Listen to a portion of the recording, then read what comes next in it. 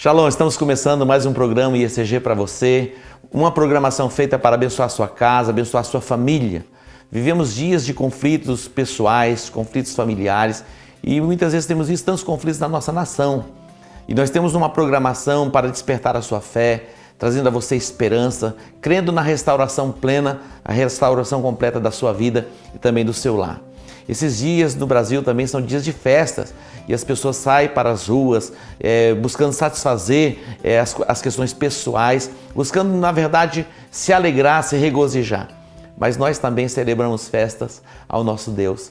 Quando nós olhamos para a Bíblia Sagrada, encontramos tantas festas que foram estabelecidas por Deus, mas todas as festas com um propósito, trazer à memória os feitos e as maravilhas do Senhor.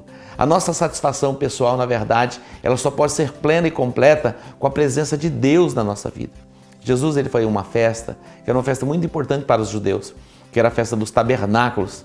E chegando à festa dos tabernáculos, já não era lá pelo terceiro, quarto dia, mas no último dia da festa, Jesus ele se revela, ele se manifesta e ele diz: "Ei, se alguém tem sede, venha a mim e beba." Eles estavam vivendo, era o último dia, geralmente o último dia da festa é o tempo do êxtase, da alegria plena, mas Jesus percebeu que eles não estavam plenos, eles não estavam completos, mesmo celebrando festa. Sabe por quê? Porque Jesus é a fonte de toda alegria. Ele disse: "Se alguém tem sede, venha a mim e beba." Talvez você esteja aí celebrando festa, mas eu quero perguntar para você: você verdadeiramente está feliz? Você percebe se esta alegria ela é uma alegria passageira, é uma alegria que jorra do seu interior? Quero convidar você para celebrarmos festa ao nosso Deus. Nesses dias você poder refletir e pensar a respeito disso. Há uma fonte inesgotável de alegria, de paz, de gozo, de prosperidade. Isso emana do trono de Deus. Eu quero convidar você para continuar conosco na nossa programação. Você vai ouvir testemunhos, uma palavra desafiadora, confortadora e uma palavra profética, e no final estarei orando por você. Mas também temos um convite especial para você, para estar conosco em uma das nossas reuniões. Nas quartas-feiras à noite, 19h30, temos um tema Enchei-vos do Espírito. Ele é a fonte plena de alegria para nós. E também nos domingos, 3 reuniões, 10 da manhã, 17 horas e 19 horas. E ainda temos uma programação muito especial para os nossos adolescentes, que acontece no sábado à tarde. E no sábado à noite, uma programação para os nossos jovens. Esperamos você na IECG. Deus que te abençoe.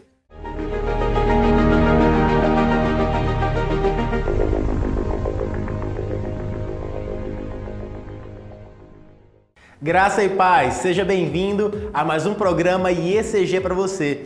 Para nós é uma alegria muito grande poder entrar na tua casa e levar toda a programação da IECG até você. Fique ligado! No programa de hoje nós teremos uma matéria sobre a Escola de Líderes, como funciona e como é para participar, um momento de louvor e adoração e, claro, uma palavra direta do nosso apóstolo. E não saia daí, porque no final ele fará aquela oração por você e por sua casa. E continue conosco e seja tremendamente abençoado por toda a nossa programação. Que Deus te abençoe.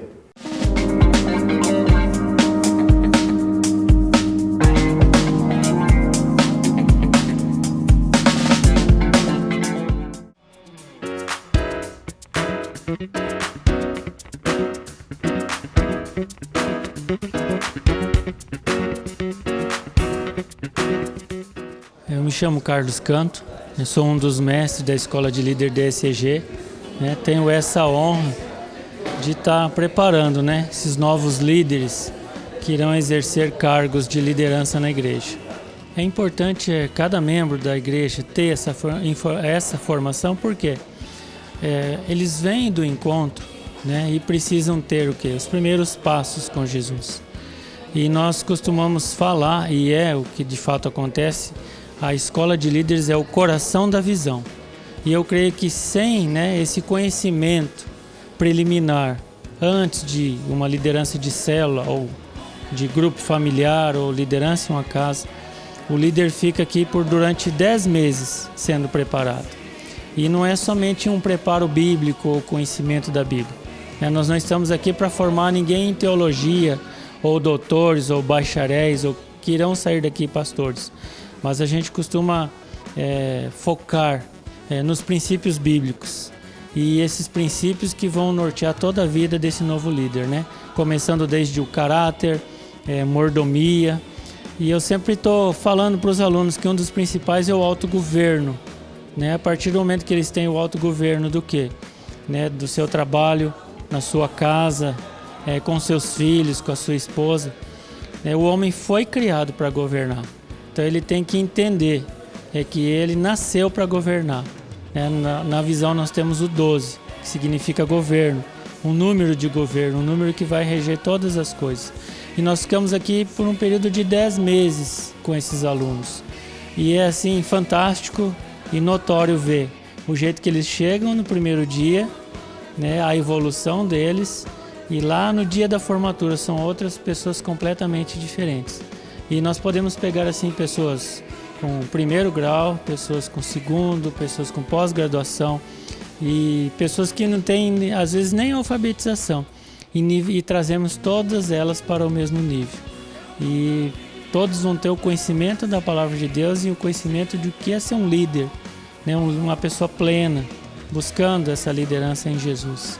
E isso é gratificante também para o mestre, para o professor, de saber que foi usado como esse canal de transformação, né? Jesus é que transforma, mas ser usado como esse canal, ser uma ferramenta viva nas mãos de Deus. Isso é gratificante para a gente também.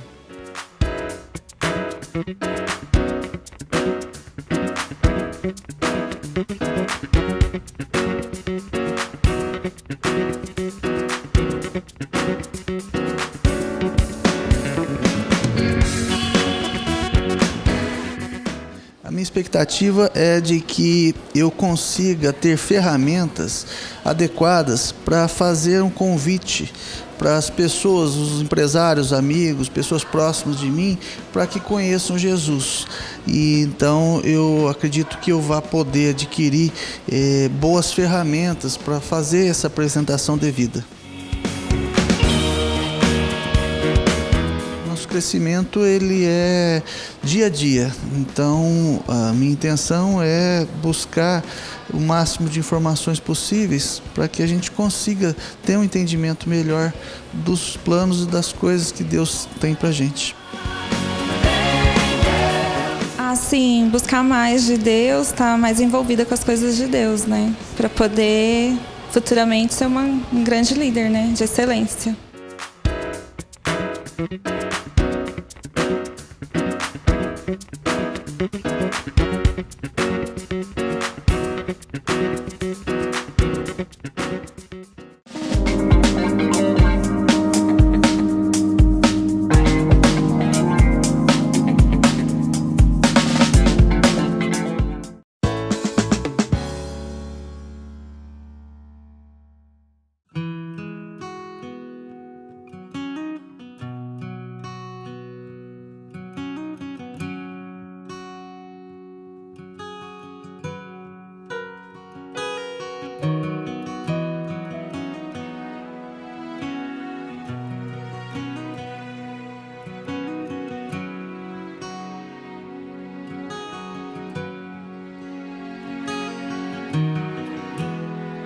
Quero ser como tu, quero ter tuas marcas.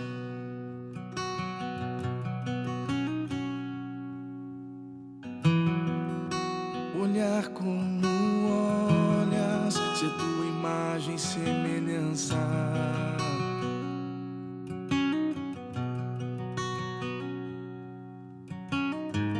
Mansidão, compaixão e amar o outro como a mim. E o meu coração prostrado aos teus pés, molda-me, me faz andar conforme tu queres. Sou como um barro em tuas mãos, me faz como tu.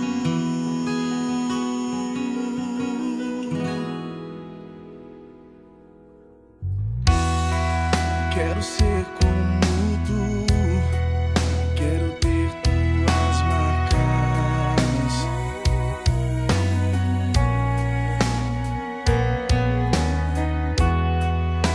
Olhar como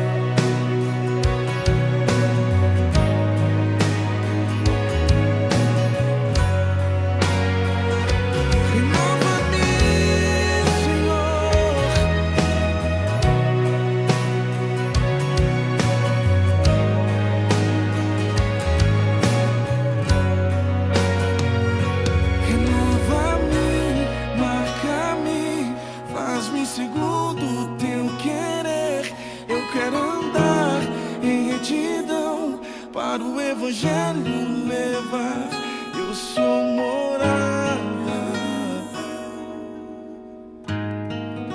O Senhor é minha habitação.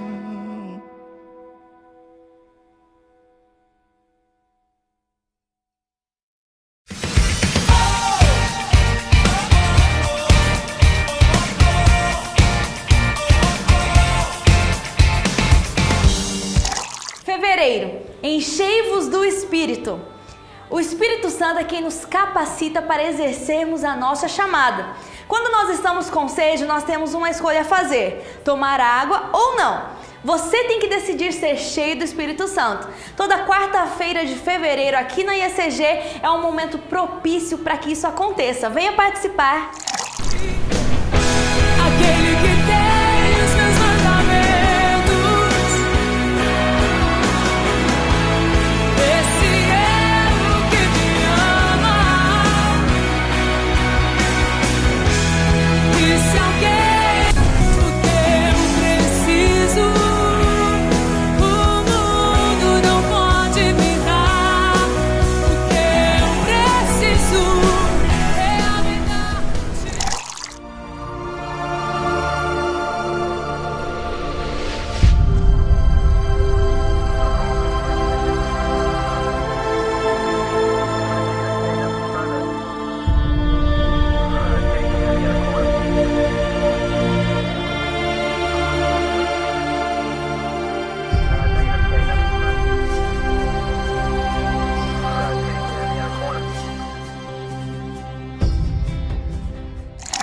Para melhor atender as nossas crianças, nós iremos reformar os banheiros do IECG Kids. E para isso nós estamos fazendo uma campanha para arrecadação de recursos. No domingo, dia 18 de fevereiro, nos cultos das 17 e 19 horas, nós teremos o Food Truck Grelhados de Rua. Compre o seu combo e participe!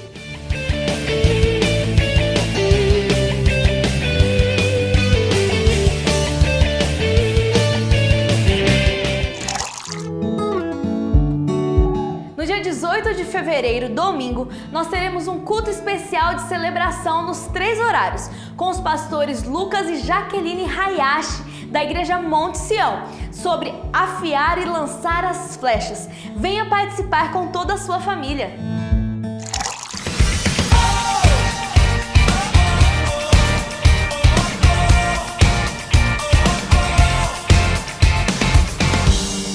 Shalom, eu quero apresentar a vocês alguns livros que Deus me deu a graça de escrever.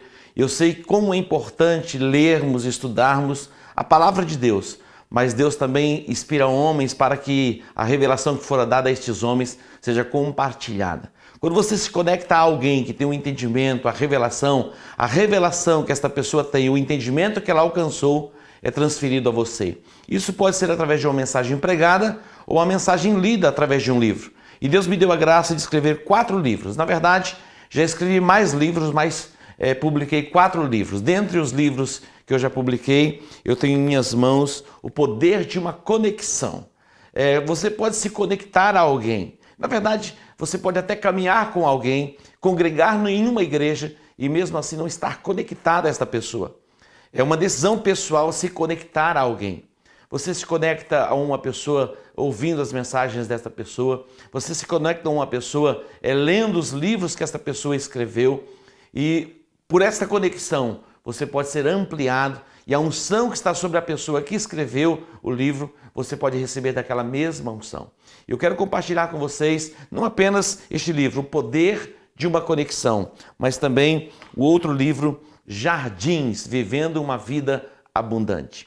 A sua alma é o seu jardim. O que você planta e o que você recebe. Você pode plantar sementes através de palavras, através de pensamentos e também você pode receber palavras que podem, como sementes, serem plantadas no seu jardim, que é a sua alma. Muitas pessoas têm vivido dias de angústia na sua alma, uma alma perturbada, uma alma angustiada, um lugar árido, mas no seu jardim, que é a sua alma, pode se tornar um lugar aprazível, deleitoso. E neste livro eu compartilho como você alcançar uma alma saudável. Também Deus me deu a graça de escrever este outro livro, A Luz que me salvou, me libertou, me faz prosperar. O que é a luz? A luz é a revelação. Jesus disse: conhecereis a verdade e a verdade vos libertará. E conhecer a verdade é muito mais do que receber uma informação. Quando você lê alguma coisa, você está recebendo informação. Mas o desejo do meu coração não é apenas que você receba a informação através da leitura, mas a revelação que Deus deu a mim. A luz que me salvou, me libertou, me faz prosperar. Eu creio que esta palavra e esta mensagem, a mensagem deste livro, vai abençoar a sua vida e vai te ampliar em níveis de conquista e você vai entrar numa colheita sobrenatural. E por último, o livro Paz e Provisão. Aqui eu compartilho 7 passos, 7 princípios que vai conduzir você a uma vida plena, a uma vida abundante. Quando nós olhamos para o jardim do Éden, no Éden não havia enfermidade e tampouco escassez de provisão. No Éden a paz era perfeita e ali não havia nenhum tipo de perturbação mental. E é isso que você pode viver. Eu creio que nós, em Cristo Jesus, podemos viver esta paz perfeita, esta provisão abundante. E através desses 7 princípios, você vai poder alcançar esta dimensão em Deus e viver plena paz e provisão plena. Deus que te abençoe com essas leituras, no nome de Jesus. Amém.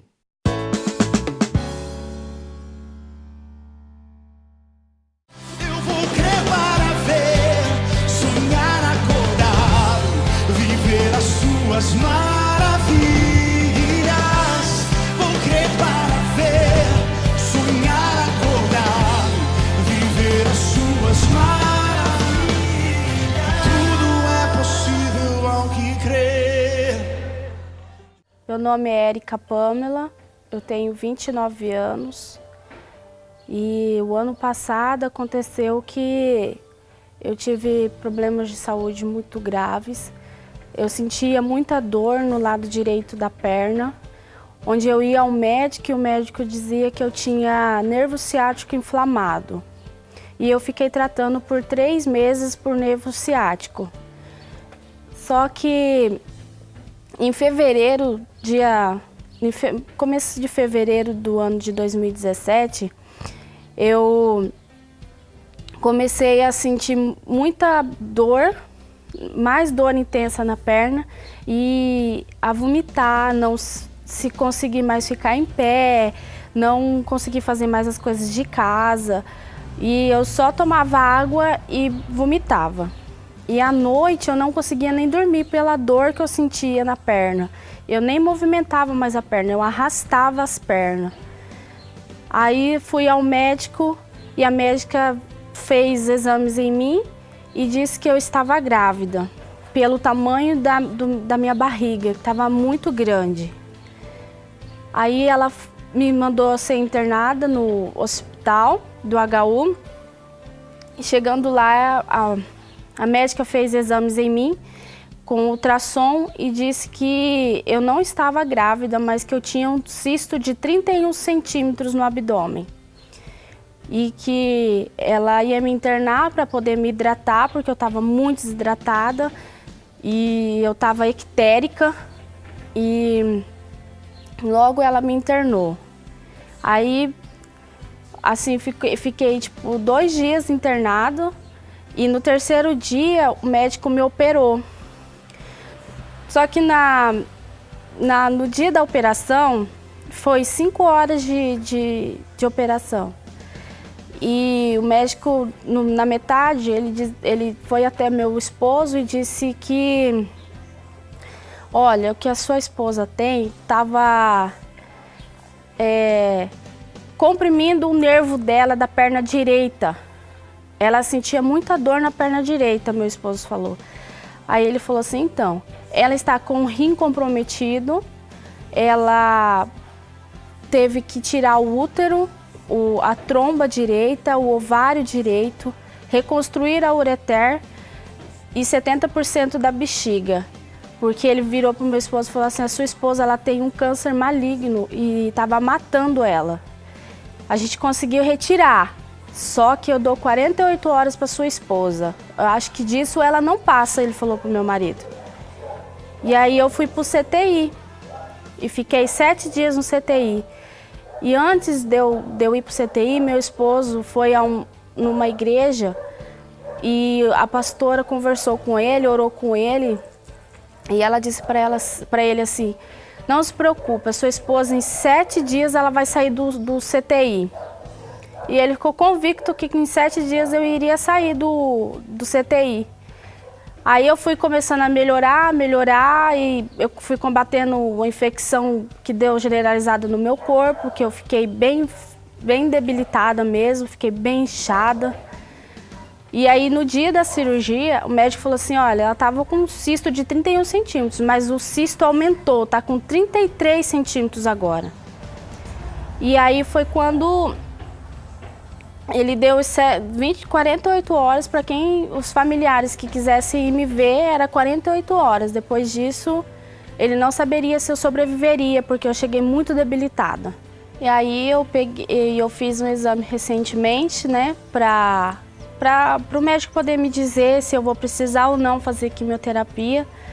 Esse exame chegou e uma colega minha, que é biomédica, né, me explicou o que significa o resultado desse exame, que quer dizer não rearranjo. Aí ela disse assim, Érica, é como se você tivesse tido uma gripe e o seu corpo combateu com anticorpos do seu corpo a gripe. É como se eu não tivesse câncer. É como se o meu corpo tivesse combatido sem químio, sem rádio, o câncer. É como se eu não tivesse câncer. E aí eu creio na minha cura, porque Deus tem me mostrado, tem me dado os meios de ver que eu tô curada sim, e a minha cura veio de dentro para fora. Então, eu creio sim que eu estou curada e revestida pelo sangue do Cordeiro. Em nome de Jesus. Eu vou crer para ver, sonhar acordado, viver as suas maravilhas. Vou crer para ver, sonhar acordado, viver as suas maravilhas. Tudo é possível ao que crer.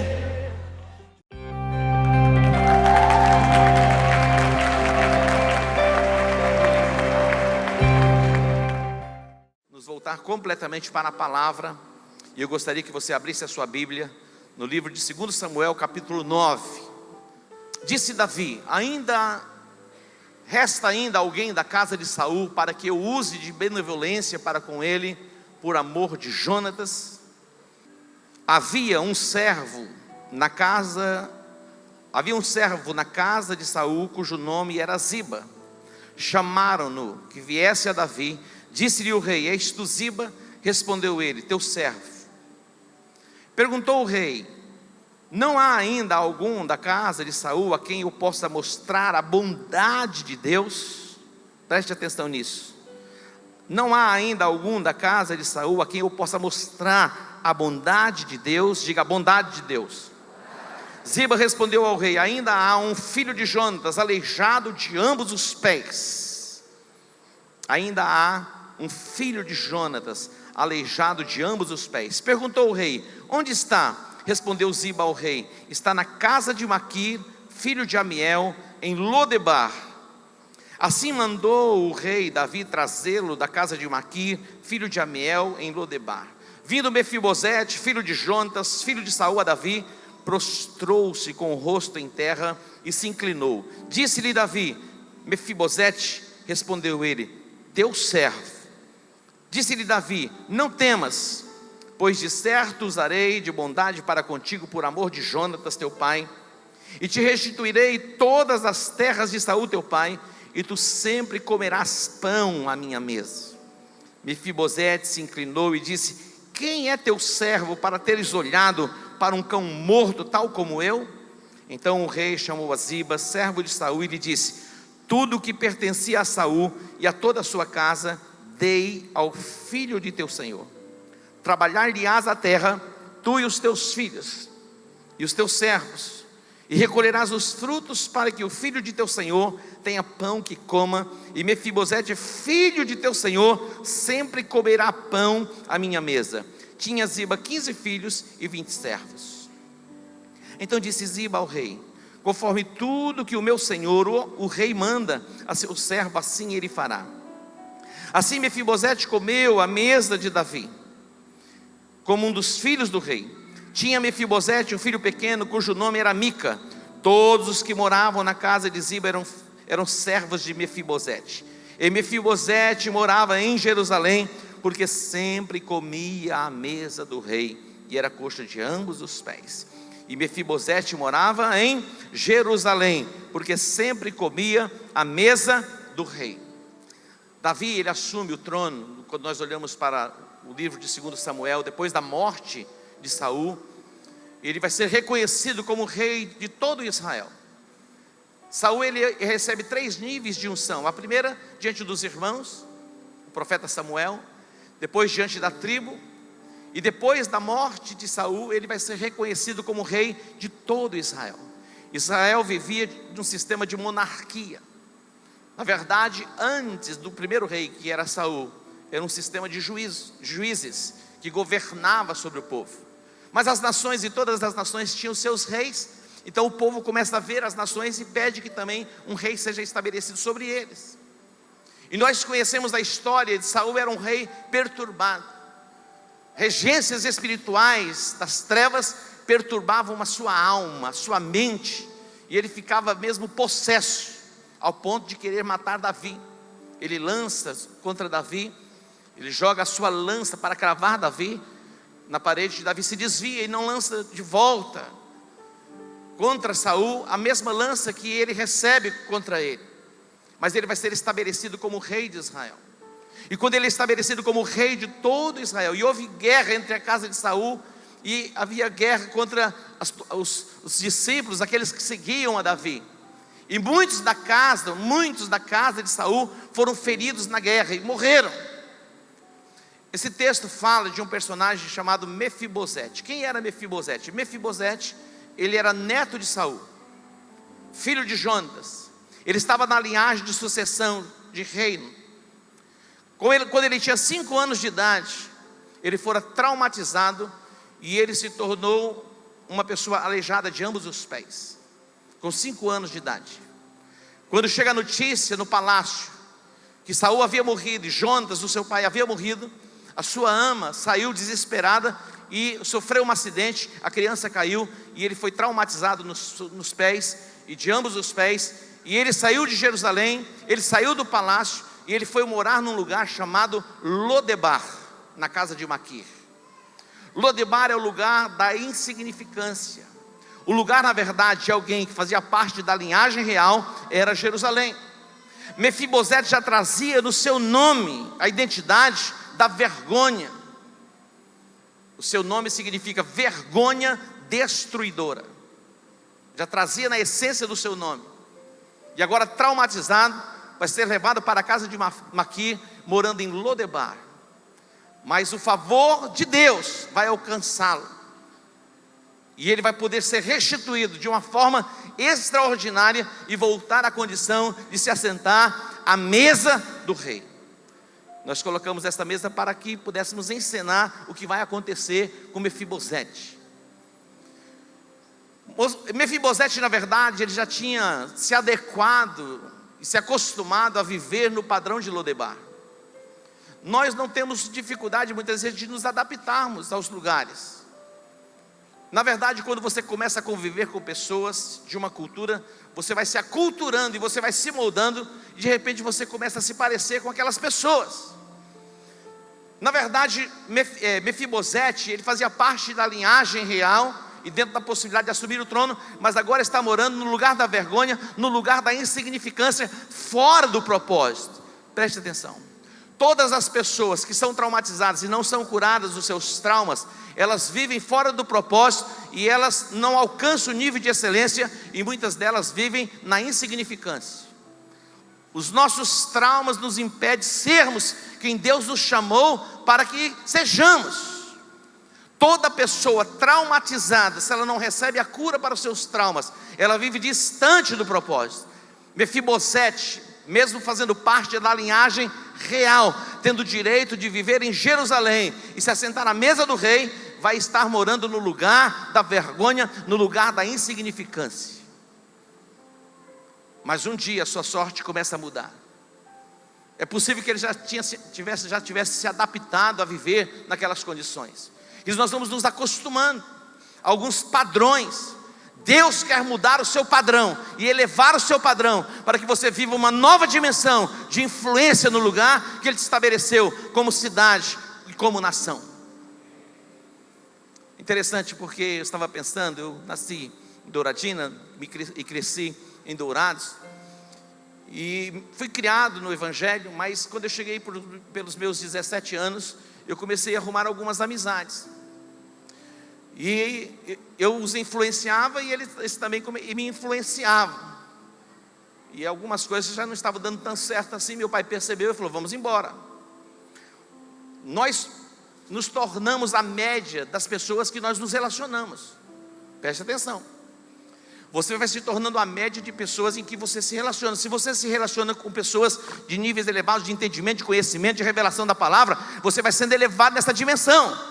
Agora, se você se relaciona com pessoas que não têm entendimento, são obtusas e não têm os olhos abertos, você vai diminuindo o seu nível de entendimento e de revelação. A Bíblia diz: anda com o sábio e você vai se tornar sábio. Anda com o sábio e se torna um sábio. A pergunta é: com quem você tem escolhido andar? Quem você tem escolhido ouvir? Quem é o seu mentor? Quem é o seu guru? Que você se acostuma, se habitua, se acultura com facilidade. Há uma cultura que é chamada cultura do reino. Na verdade, nós temos dificuldade quando se fala em monarquia, porque na nossa concepção a monarquia é alguém que explora os seus súditos e vive uma vida de privilégios. Mas a proposta do Pai em Cristo Jesus é que o reino de Deus seja estabelecido na terra. João Batista, quando ele recebe a palavra, quando ele estava no deserto da Judéia, ele vem pregando o batismo do arrependimento. Ele diz: é chegado a vós o reino. E o reino traz consigo a sua cultura. É justiça, é paz, é alegria no Espírito Santo. Você pode dar um aplauso ao Senhor? A cultura do reino, a cultura de justiça, de paz e de alegria no Espírito Santo. Mas na nossa concepção, a monarquia é algo que explora as pessoas. E o rei e aqueles que vivem com o rei no palácio vivem de privilégios. Na verdade, Mefibosete estava vivendo a sua insignificância num lugar distante daquilo que Deus tinha para ele como propósito. Eu fico imaginando quando ele vai ser surpreendido. Ele vai ser surpreendido. Ele não tinha expectativa mais de voltar um dia para o palácio. Já tinha se acostumado àquele lugar. Já tinha se acostumado ao lugar da insignificância. Muitos de nós já nos acostumamos com algumas coisas que não devemos nos acostumar. Deus quer mudar o seu padrão de entendimento, de revelação e de influência no território que Ele te estabeleceu. De repente, para na casa de Maqui, uma comitiva, a comitiva do rei. Interessante, porque quando Mefibosete vai ser informado: olha, o rei quer que você vá estar com ele. Ele começou a tremer, todo amedrontado, porque ele sabia que todos os seus irmãos e todos da linhagem de Saul já tinham morrido, porque era um conflito. Havia um conflito. Os da casa de Saul, todos haviam morrido. Por isso que Davi pergunta: existe alguém da casa de Saul para que eu possa usar da bondade de Deus, para com ele? E lá estava aquela comitiva. O favor do rei vai se manifestar na vida de Mefibosete.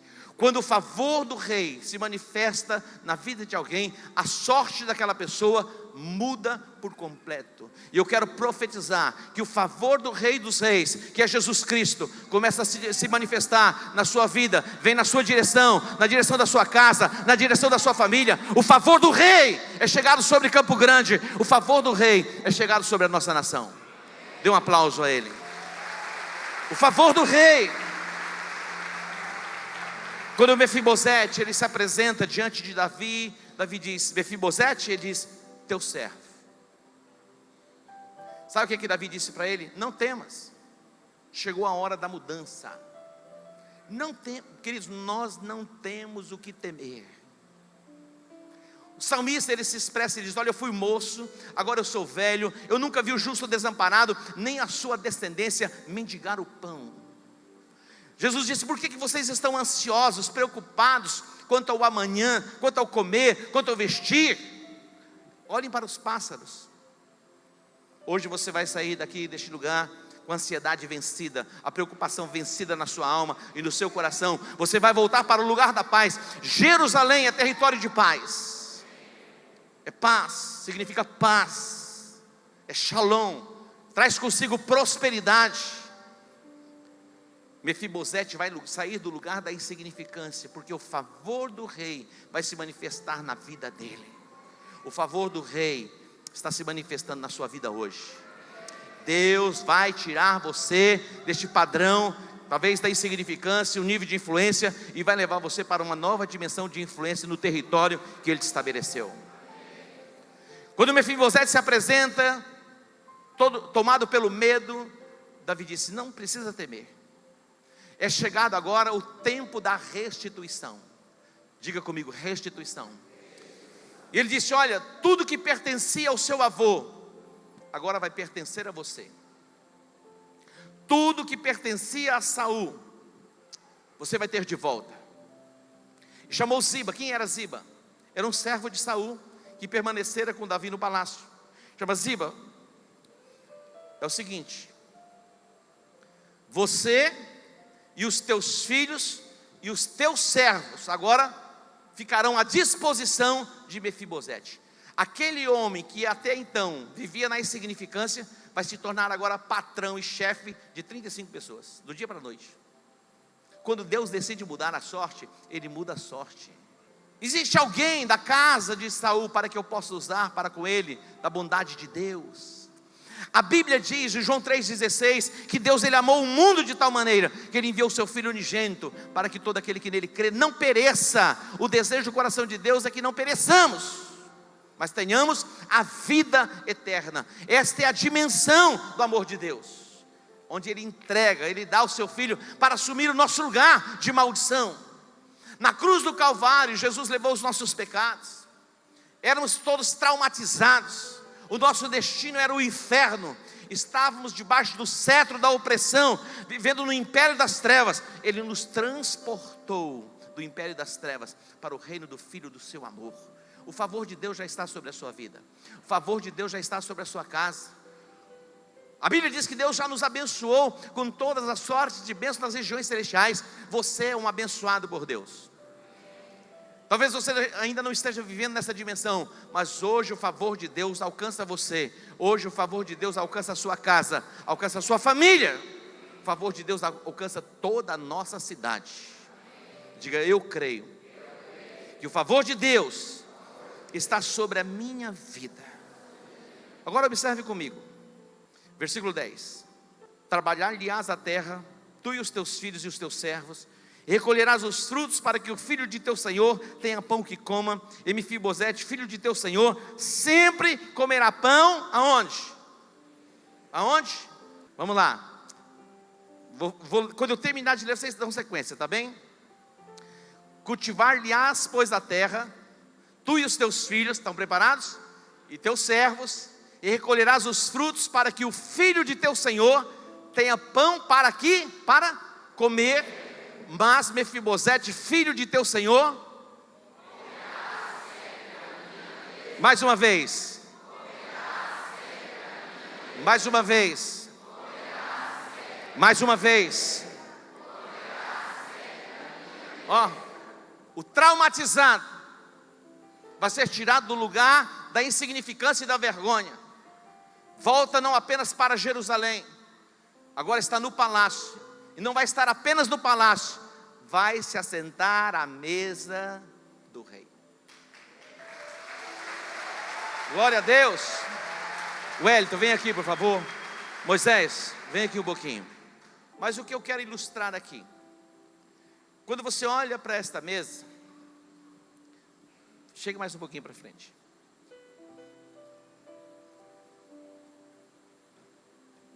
Ninguém enxerga os seus pés. Enxerga? Você está enxergando os pés dele? Ninguém enxerga. Quando uma pessoa deformada, ela chega à mesa do rei, as deformidades, ninguém enxerga mais. As fraquezas, as debilidades, ficam para trás. Olha, esse é o convite extraordinário da parte de Deus. Há uma mesa preparada. O salmista diz: perante os nossos inimigos. Preparas uma mesa na presença dos meus adversários. Unge a minha cabeça com óleo e o meu cálice transborda.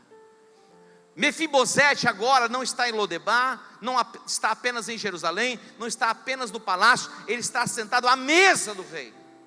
Naquela mesa só se assentavam pessoas nobres da linhagem real. Na mesa do rei não se assentam pessoas comuns. Existe todo um cerimonial para se achegar à mesa. Mas agora Mefibosete, aquele traumatizado, que se expressa dizendo que ele não passa de um cão morto. Na cultura hebraica, o cão não tinha um valor, e ainda mais um cão morto. É assim que ele se sentia. Muitos de nós, quando nos achegamos ao Evangelho e nos achegamos a Cristo, chegamos assim, com este sentimento de insignificância. Mas o favor de Deus nos alcança, e Ele nos convida a nos assentarmos à mesa. João Batista, ele diz: arrependei-vos, pois é chegado a vós o reino de Deus. Quando somos processados em arrependimento, passamos pelos portais que dá acesso ao reino de Deus. O arrependimento é o processo pelo qual nós podemos entrar, que é um reino de justiça, é um reino de paz, é um reino de alegria. Jesus disse que o seu reino não é um reino de comida ou bebida, mas é um reino de paz, de alegria e de justiça. Eu gostaria que você abrisse a sua Bíblia comigo, Lucas capítulo 14, versículo 15. Lucas 14, 15. Diz assim, Lucas 14, 15. Ouvindo isto, um dos que estavam com ele à mesa, quem estava à mesa? Jesus. E um dos que estavam à mesa disse-lhe: bem-aventurado o que comer pão no reino de Deus. Aí Jesus fala uma parábola e ele diz: certo homem deu uma grande ceia e convidou a muitos. Certo homem deu uma grande ceia, diga grande ceia. E convidou quantos? A muitos. Próximo versículo. E a hora da ceia mandou o seu servo dizer aos convidados: vinde, porque tudo já está preparado. Olha um convite: vinde, tudo está preparado, a mesa está posta, vinde, há banquete e alimento para todos. Mas todos a uma começaram a escusar-se. Disse-lhe o primeiro: olha a desculpa, comprei um campo e preciso ir vê-lo. Logo, rogo-te que me deis por escusado. Imagina, a ceia era à noite. Quem vai comprar campo e ver campo à noite? Se vê campo durante o dia. Mas ele dá uma desculpa. Próximo. Outro disse: comprei 5 juntas de bois e vou experimentá-los. Rogo-te que me deis por escusado. Próximo. Ainda o outro disse: casei-me, portanto não posso ir. Preste atenção. Algumas pessoas, elas jejuam, elas oram e elas clamam porque elas desejam casar.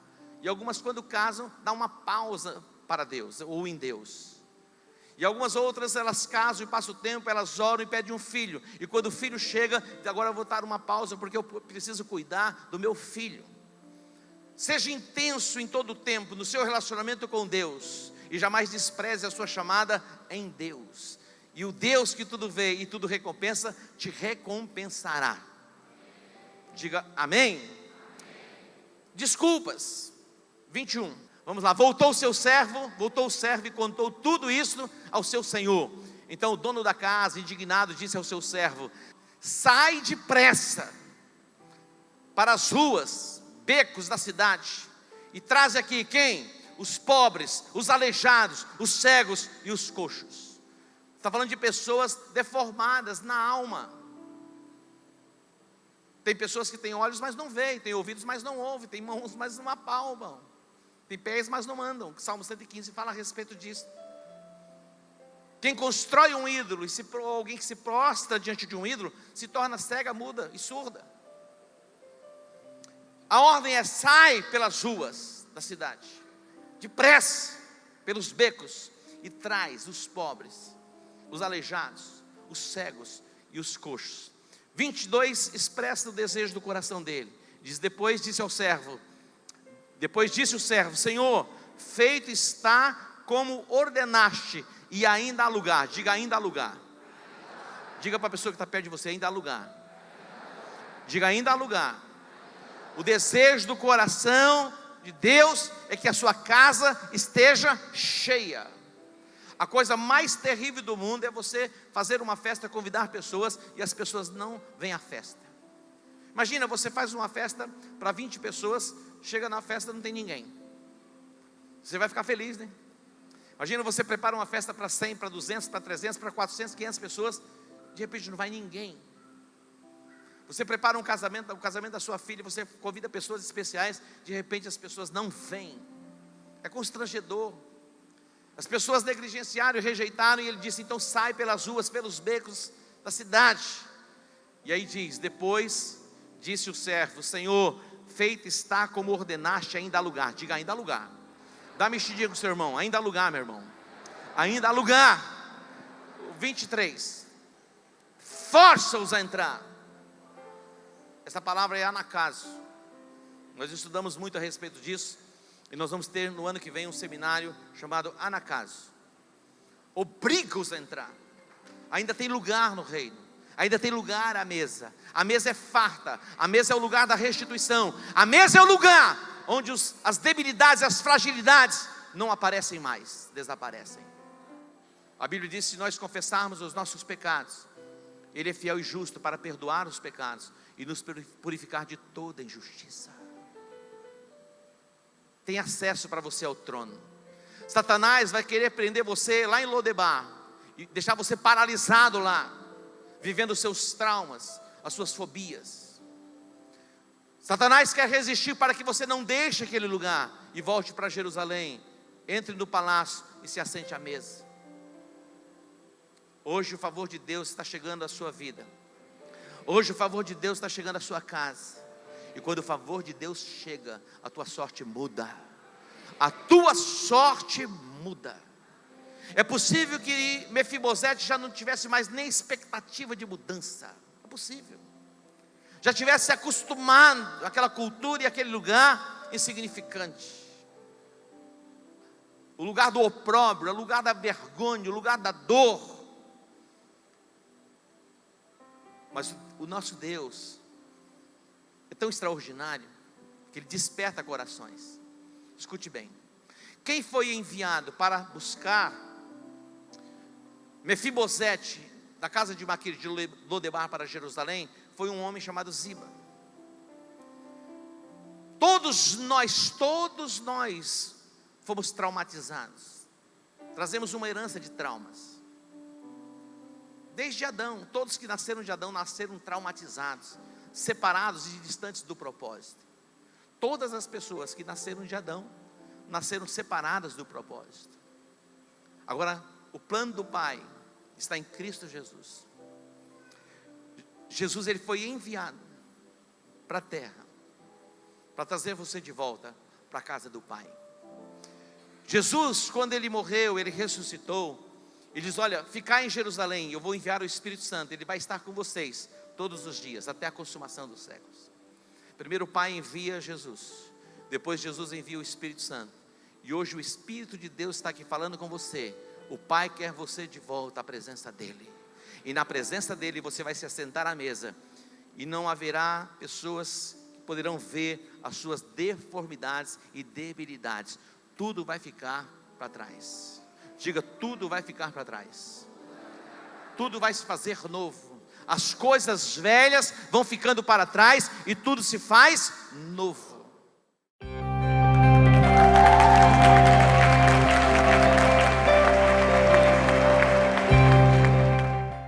Eu quero orar por você, orar pela sua casa, orar pela sua família, também orar pela nossa cidade e pela nossa nação. Nós, como igreja, estamos voltados para buscarmos a face do nosso Deus em oração e súplicas, crendo que Ele responde o clamor do seu povo. E hoje nós precisamos muito mais do que nunca buscarmos a face do Senhor para buscar nele a resposta para a nossa nação. Vamos orar juntos? Pai, te agradecemos e te bendizemos pelo teu cuidado. E eu oro, Deus, agradecendo ao Senhor pelos teus feitos, pelas tuas maravilhas. Eu oro porque o Senhor nos amou de tal maneira que deu o seu próprio Filho para morrer na cruz, para nos salvar, nos resgatar, perdoar os nossos pecados e nos redimir de toda maldição. E agora, Deus, eu entro na Tua presença, buscando a Tua face, orando por esta família, orando pelo pai, pela mãe, pelos filhos. Deus, que a Tua mão de poder esteja envolvendo esta casa. Também eu oro pela nossa cidade, por Campo Grande, que nós tenhamos paz nas nossas ruas, prosperidade, ó Deus, no nosso território. E eu oro também pelo Brasil. Deus, tantos conflitos entre as famílias, ó Deus, tantas guerras, podemos ver a calamidade assolando cidades. Eu oro, Deus, pelo Rio de Janeiro, oro por Fortaleza, no Ceará. Ó Deus, pessoas estão tomadas por angústia de ver o crime, ó Deus, avançando nas ruas. Eu oro, Deus, para que haja uma intervenção divina, trazendo cura e restauração sobre a nossa nação. Deus, em o nome de Jesus, que a Tua paz venha sobre nós.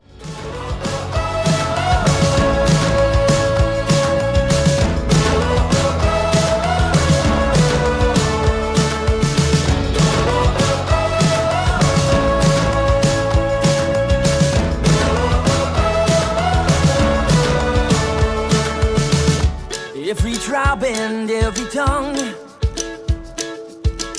soon your eyes will see His kingdom come. So get